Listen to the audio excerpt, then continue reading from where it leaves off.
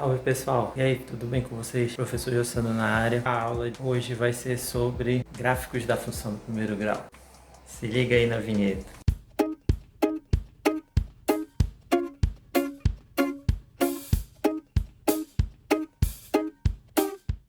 O gráfico da função do primeiro grau basicamente ocorre no seguinte: ele é formado, como todo gráfico, ele é formado por dois eixos. No nosso caso, nós vamos ter o eixo das ordenadas, que é representado pela letra X, e o eixo das abscissas, que é representado pela letra Y. Não necessariamente vão ser essas duas letras, depende basicamente do contexto em que a função se encontra. Uma outra coisa que você deve observar nos gráficos é que eles podem ser crescentes, no caso do gráfico está nessa diagonal subindo, ou decrescente, no teu gráfico está diminuindo. Em funções onde as letras variam, você tem que estar de olho basicamente na tua resposta, que é aquela letra que fica antes da igualdade. Ela vai estar nessa parte aqui do gráfico, e na que você irá substituir na conta, que é exatamente aquela letra que se encontra no meio do teu cálculo, que é representado por esse eixo aqui. A maioria das contas que vocês vão trabalhar, elas são definidas pelo seguinte: para montar um gráfico, você deve substituir valores no X e encontrar respostas Y, e após isso fazer o encontro delas no gráfico, entre os números que estão representados aqui no X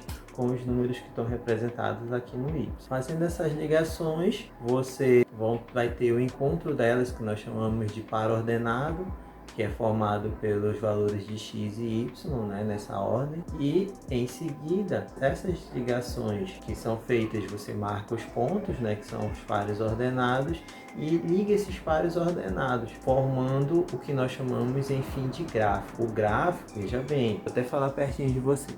O gráfico, ele é a ligação entre os pontos e não o desenho como um todo. Então, apenas a ligação entre os pontos do X com o Y é que vai formar o gráfico. Voltando aqui, em algumas situações você vai apenas analisar o gráfico e a partir dele montar a função. Então, como é que vocês fazem isso? Na maioria dessas questões onde o gráfico é para você montar a função a partir dele, o que você vai fazer? Ele vai te dar pelo menos dois pontos, e esses dois pontos, cada um deles vai ter zero entre um deles.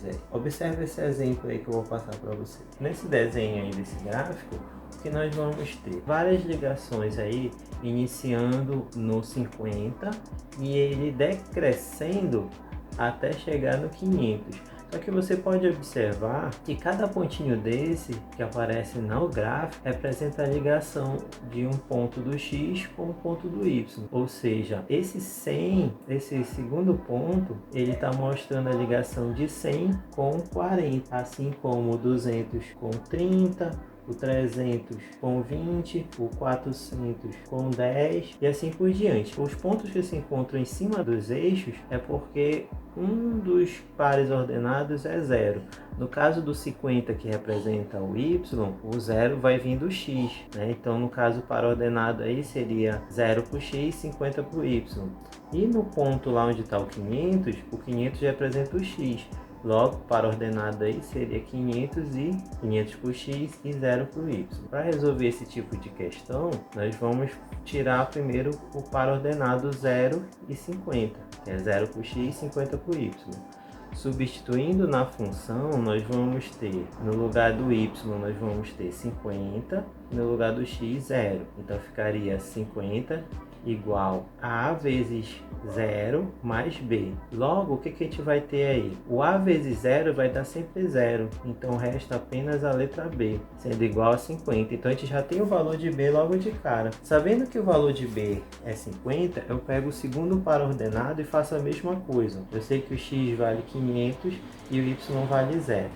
Então, o que vai acontecer? Eu vou substituir na fórmula da mesma maneira, ficar 0 igual a vezes 500 mais 50. Então, o que acontece? O 50 que está somando o A vezes 500, ele vai ficar no lugar do zero, só que mudando o tipo de conta que ele está fazendo, saindo de mais para menos, ficando 500 menos 50 igual a 500 vezes A. Passando esse 500 que está multiplicando A para o outro lado, ele vai ficar dividindo menos 50, ficando menos 50 dividido para 500. Simplificando isso aí, eu vou ter menos 1 sobre 10. Logo, isso aí representa a minha letra A. Substituindo o A e o B na fórmula, eu vou ter menos x sobre 10 mais 50. E é a minha função para esse gráfico aí. Uma coisa que é muito importante que vocês têm que notar aí, é que como vamos estar trabalhando com questões contextualizadas, é importante que vocês saibam montar uma função a partir de um contexto. Por exemplo, nesse exemplo fala, no exemplo a seguir, temos a seguinte questão. Uma prestadora de serviços cobra pela visita à residência do cliente um tempo necessário para realizar o serviço na residência. O valor da visita é R$40 e o valor da hora para a realização do serviço é R$20. Uma expressão que indica o valor a ser pago, P, em função das horas H, necessárias à execução do serviço é. Aí nós temos as alternativas. Bom, para resolver esse tipo de questão, a primeira coisa que nós temos que analisar é o seguinte, verificar as letras que indicam as variáveis. Por exemplo, ele já deixou bem claro para a gente que o valor a ser pago é a letra P e que as horas vão ser representadas pela letra H. Resta para a gente saber quem são os coeficientes.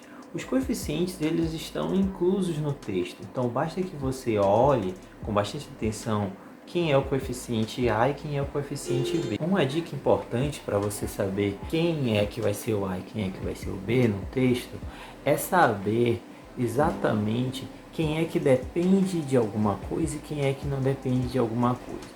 Se você notar, os R$40 eles vão ser pagos à vista. Já os R$20 eles vão depender da quantidade de horas trabalhadas. Logo, o P ele vai ser o resultado, o valor a ser pago. Logo, ele vai ser o equivalente ao Y numa função geral, né? A função de primeiro grau geral. Então ele vai ficar isolado antes do igual. Já a letra H, ela vai ficar no meio da conta. Então, quem vai ser o número que depende das horas? O 20 ou 40? Como foi visto no texto, os R$20 é que vão depender das horas trabalhadas. Logo, a tua função vai ser P igual a 20 vezes H. E como ele vai receber R$40 pela visita, isso já é um fato, então é algo que ele vai ganhar, então nós vamos ter 20 vezes H mais 40. Logo, tua função como um todo vai ser P igual a 20 vezes H mais 40. Fiquem sempre atentos para saber se esse segundo número, que é o equivalente ao coeficiente B, se ele vai ser positivo ou se ele vai ser negativo, assim como o coeficiente A. A dica que eu dou para vocês para saber se o número vai ser positivo ou negativo é se num caso de uma questão onde você tem dinheiro, se você está ganhando ou perdendo. Se você estiver ganhando, seus números vão ser sempre positivos. No caso, se você estiver perdendo, seus números vão ser negativos. Então fique sempre atento a essas duas situações. Então, pessoal, é isso. Encerrando a aula de hoje.